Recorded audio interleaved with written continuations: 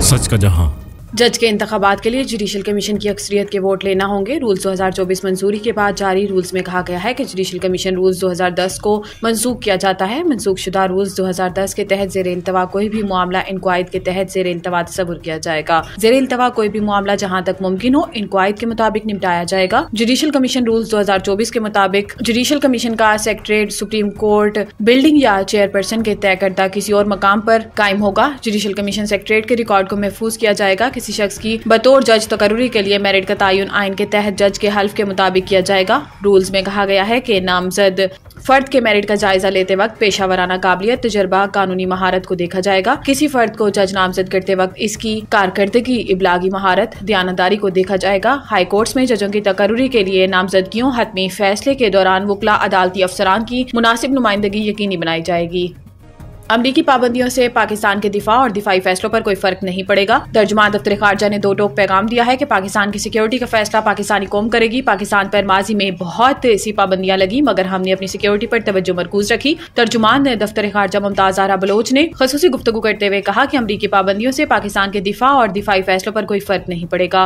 तर्जुमान दफ्तर खारजा का कहना है कि अमरीका की पाकिस्तानी मिसाइल प्रोग्राम पर लगाई गई पाबंदियां गैर जरूरी और नाइंसाफी पर मबनी है। पाकिस्तान ने कभी नहीं कहा कि अमेरिका से ऐसे ताल्लुकात रखना चाहते हैं कि जंग की सूरत हाल पैदा हो और मिसाइल की जरूरत पेश आए। इन्होंने कहा कि खित्ते में मिसाइल सिस्टम और जौहरी टेक्नोलॉजी की दौड़ भारत ने शुरू की। बड़ी ताकतों को भारत के खिलाफ इकदाम उठाना चाहिए।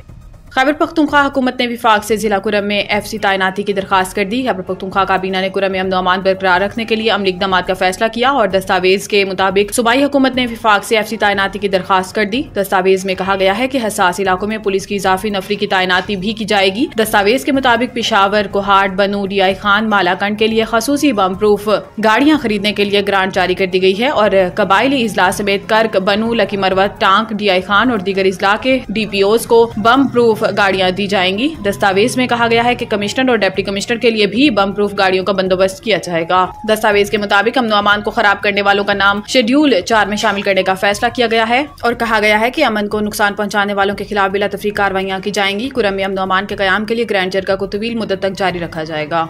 अमेरिका का पाकिस्तान में मिलिट्री कोर्ट से 25 शहरियों को सजा पर इजहार तशवीश। तर्जुमान अमरीकी महकमा खारजा मैथ्यू मिलर ने अपने एक बयान में कहा कि पाकिस्तानी शहरियों को 9 मई एहतजाज में मुलविस होने पर फौजी अदालत ने सजा सुनाई। फौजी अदालतों में अदालती आजादी, शफाफियत और इंसाफ की जमानतों की कमी है। मैथ्यू मिलर ने मजीद कहा कि पाकिस्तानी हुकाम आइन में दर्ज मुनसिफाना मुकदमे और इंसाफ के हक का एहतराम करे। वाज़ेह रहे कि गुज़िश्ता रोज बरतानिया ने भी फौजी अदालतों के फैसले पर रद्द अमल देते हुए कहा था कि फौजी अदालतों से सिविलियंस को सजाओं में शफाफियत, आजादाना जांच पड़ताल का फुकदान होता है जिससे मुनसिफाना समाज के हक को नुकसान पहुंचता है। इसके अलावा यूरोपीय यूनियन ने भी पाकिस्तान में 21 दिसंबर को फौजी अदालत की तरफ से 25 शहरियों को सुनाई गई सजा पर तशवीश का इजहार किया था।